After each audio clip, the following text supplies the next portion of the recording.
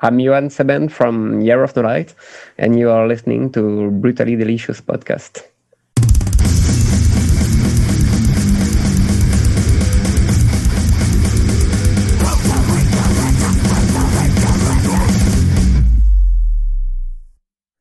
All right, so we're off and running. So let's talk about Year of No Light. How long? You guys have been around for quite a long time. Yes, 20 years this year. I was going to say, I think it was like 2001. So do you find it difficult writing new music and keeping it fresh and not writing the same material as you have for the last 20 years? Yes, exactly. I think that's why we took 7 or 8 years to make this new album. And yeah, it's not always easy trying to not repeat himself. So, right. Yeah. So you find yourself in the studio going, oh, wait a second, we may have used that one 10 years ago or something. It's not going to the studio. It's right before in the practice room. Right. Yeah. So do you guys actually get together in a practice room? You're able to do that with the conditions and everything? Yeah. And even if we change a lot the way of composing songs in the time, I think at the beginning we were much more jamming together. Mm-hmm. And now some guitar players usually come with songs nearly with all the structure already, and then we work around it. So it evolves quite a bit, yeah. Do you feel that the old way of doing it, like with everybody in the same room and bouncing ideas off each other, is, I don't hate to say it, like more organic and more immediate? Or is that not a... Yeah, maybe. Yeah. But, even if there is a lot of work when we are together trying to appropriate the song, it always takes a lot of time to find the right articulation between the different parts of the song. Right. No, I mean, I get that. You guys are definitely composing, I think, more than writing, especially in your sort of music. Exactly. Yeah. Do you guys have any professional training or professional upbringing in music, or is it all just... Some of us have some. Some of us, one of us is a guitar player. One of us learn percussion in a much more orchestral way, and the others are self-taught. Right. But so some are better than the others. Right. All right. So I'm going to probably butcher this because I don't really. Is it Consolamentum? Did I get it right? Yes. Yeah. So now that it's, I assume it's done, right? Just waiting to be released here in July? Yes. Are you satisfied with the outcome? And is there something you sit back and you go, well, I wish I would have done? No. We are always satisfied with results. And this time, I think we are really enthusiastic of this release because we take so long to make it. Right. It was this time it was really hard for us to make it finish. We were supposed to record it 3 years ago, but one of our guitar players had a problem with his hand, so he cannot play. So we decided to postpone the studio 1 year later, 2 years ago. Then we recorded it 2 years ago, and then it's coming out now. So it was quite a long process, but yeah, we are particularly happy with the results. So here's a two-part question for you. First, how exciting is it to finally be on the eve of it being out? And then second, what was it like trying to get this record finished in the last year's current climate, the whole world climate? But it was, I think for us, it was a good thing because as we were late on quite some artwork stuff and we knew that we won't be able to tour when it will be ready. So we decided to postpone the tour a bit later so we can also postpone the release date. Initially, it was supposed to be released in December last year. Oh, yeah. So we say, okay, there is no hurry. We can do it. Can't do anything. Right now. And then we will be able to tour starting in November. Oh, is that what you're looking at, November? Yes. How hard is it to take these songs out from the studio to the stage? Because they're pretty complicated and intense, right? Is it difficult to get them to play live? Some we used to play them for like 4 years on stage. Mm-hmm. So you're used to it. Yes, but some others we have never played it before on stage. So I think in the fall when we will try to practice, when we start to practice again for the show, we will try to decide what songs we will play and how we will play it. Do you find when you're in the studio, you're sometimes overwriting for the stage, or sometimes you go, I can't really do this because it won't come across on stage? Or do you not even worry about the live setting and write the song? No, we don't worry about it. Usually songs are made, well, we always try to test it live before recording because it's a good crash test. Mm-hmm. Yeah, absolutely. But I remember on the previous album, we have the one song, Alamut, that we tried to play it, I think, one time, and it was not finished when we arrived to the studio. And it was a really stressful situation while recording it. And then since that day, we never played it live. Even to this day, no? No. But it's always like that. Maybe on this album, I think 4 of the 5 has been played together. 4 out of the 5, and one that was a bit harder to record. We will see. we never know. All right, so I'm going to read a quote from the bio I was sent, and I'm hoping maybe you can sort of explain it to me or explain it to anybody listening. Is that Aletheia? Is that how I'm pronouncing it? Yes. Okay, so Aletheia is a double movement of light and darkness before burning our memories on the altar of the void. Help me out here. Help me out here. I wish Pierre, the guitar player who did it,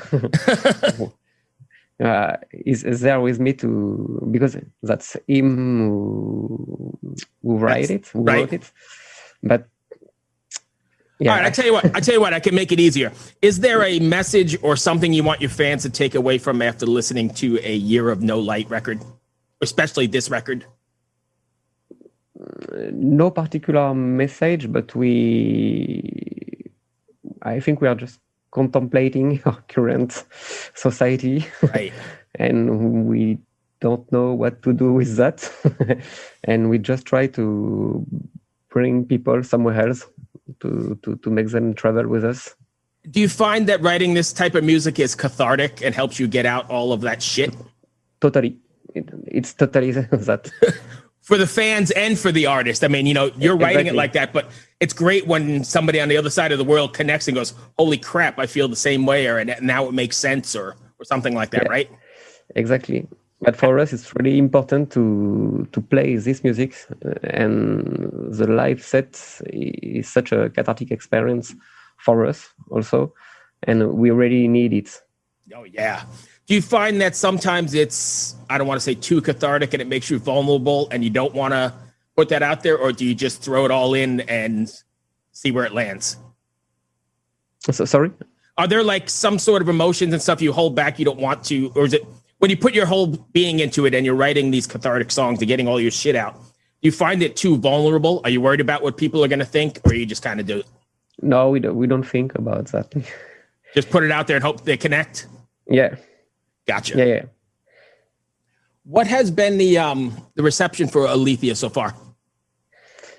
But I think people seem to enjoy it. Apparently, we've got some really good feedbacks. Some people really enjoy it. Really enjoy the writing that is a bit different from the older song we get.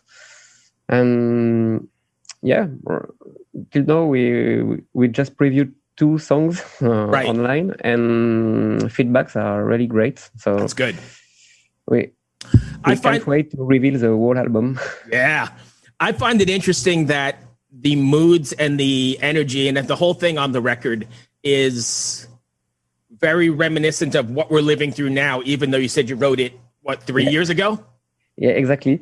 So when we made an interview like 2 weeks ago, and the journalist was really sure of him that we composed the album during the pandemic, right? No, it was everything was finished right before. That blows my mind, because as I listen to it, I think the same thing. You could apply everything in there to today's world, no matter where you are. Yeah.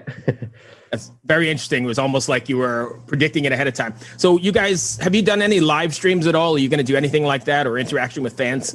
No, we were thinking about making it, but we didn't find, I think, the right place to do it. Right. We've got some quite good proposals from some festival, including Hellfest. Oh, nice. That's 22? 20. Yeah, for the edition. This one's online, canceled, right? This week. Oh, it's online? Yeah, I think it's this week. Yes, but we cannot make it as we didn't play together for more than 1 year. Right. And we are not living all in the same city. It will have been a lot of logistics just to make it possible. And we prefer to focus on real live coming later this year, and the same festival coming next year. Sure. What's it like over there? You're in Bordeaux, right? Most of the band is in Bordeaux, but right now I'm in Paris. Oh, okay. What's it like over there? Are you able to get out and run around now, or is it still quarantine? Yeah. We have bars and restaurants are open right now. We have a curfew at 11 at night. At what time? 11. Oh, okay. So we're open fully now. Everything is go. No masks. Yeah. Everybody just does their thing. It's really weird. Yeah. It's different after being a year with all that stuff. Now everything, I go into a store and I feel funny. Yeah. But I think it will be the same here in 2 weeks and a half if everything goes fine. 2 weeks, yeah. So that'll be great. And then we're back to normal, and shows. I can't wait to see a show. Yeah. But shows have started again for 2 weeks. I have seen some cool stuff. Yeah, I can't wait. It's going to be amazing. Yes. When was the last time you guys were on stage? It was, I think, 2 years ago in Paris for a festival for New Noise magazine. Do you think that being off the road for so long and just writing material and doing that stuff is going to be difficult to get back out there again? Do you have nerves? Nervous about it or nothing? We can't wait. Really? Yeah. And the fans can't wait either. I imagine people are going to go absolutely insane. Yeah. At the first shows. But I think, the first shows with people standing up without any distanciation and so on will be crazy. I can't wait. I've got tickets for a couple shows coming up here in the next month, and I'm totally unbelievably excited. Where are you living? I'm in Richmond, Virginia, right outside of Washington, D.C. Okay. Yeah, so I'm actually going to see Seven Dust in 2 weeks, I think, at a proper indoor venue, 1,500 people, and it's going to be great. First time in a year and a half or whatever. So yeah. It's going to be amazing. Did I miss anything you want to cover? No. Hope that wasn't too bad.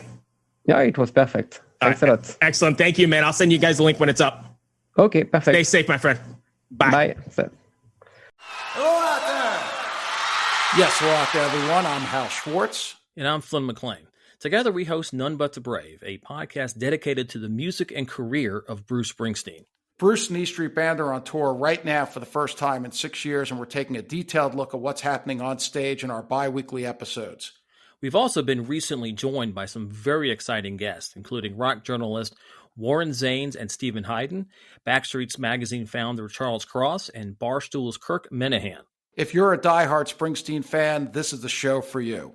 So please subscribe to None But the Brave on your favorite podcasting platform, and we hope to see you further on up the road. Thank you so much. We'll be seeing you.